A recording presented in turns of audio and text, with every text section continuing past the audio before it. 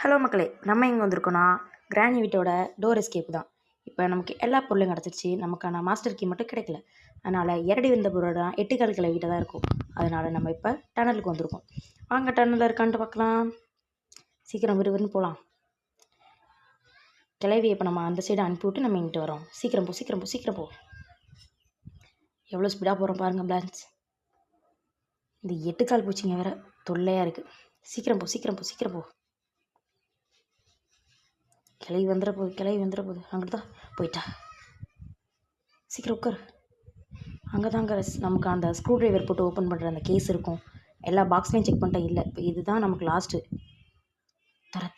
தர இருக்கணும் கடவுளே. திறந்துரு.